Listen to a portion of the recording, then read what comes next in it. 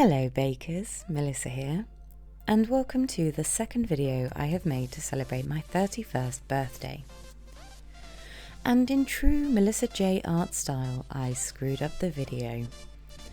This was meant to be a cake decorating tutorial, and you will be able to see me talking all throughout the video. However, I didn't plug my microphone in. So today is just me silently talking whilst piping things that you can't see because I was meant to be explaining it as I went along. So I shall attempt to explain everything over the top of the video, and I deeply apologise. The cake I have used is a Victoria sponge cake, and I will leave the recipe for the cake and the buttercream icing in the description. If you struggle to draw or bake from scratch, just use a template of an image you like from online and use a packet cake mix. The most important thing about baking is that the cake is delicious and everybody enjoys it. So don't worry about what everyone else is doing. You just go and make a delicious cake any way you see fit. Victoria sponge is my favourite cake in the world. Now, I know it's not a traditional Victoria sponge as I have put buttercream on it, but buttercream is the most delicious substance in the known universe. To me, a cake isn't a cake without it.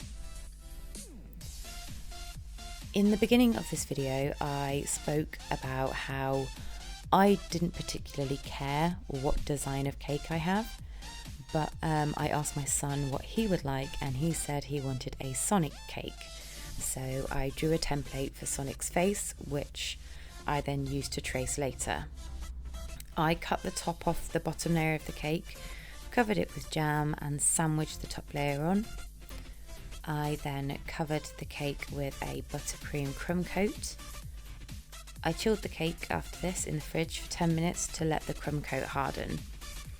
A crumb coat is used to protect the cake from crumbling and also to provide a level base for you to work when you're decorating. After this, I cut out the main sections of Sonic's face and traced around them, and I filled in his detailed features afterwards. I used a butter knife to do this, but it is much better to use something like a toothpick or skewer. I just didn't have any in the house. I used normal yellow buttercream for the pale section of Sonic's face. I explained that buttercream can be made to look more white if you beat it for longer. Getting the air into buttercream makes it appear white, but as the yellow cream colour suited my purposes, I left it as it was. In this video, I used two types of food colouring. I used gel food colouring for the black and liquid for the blue and green. Liquid food colouring is less pigmented, but if you use more of it to enhance the colour, it can change the consistency of your icing, so you have to be careful of how much you use. I piped the pale and black sections using the writing nozzle on my piping bag, and I used the star nozzle to fill in the blue and green sections on the cake.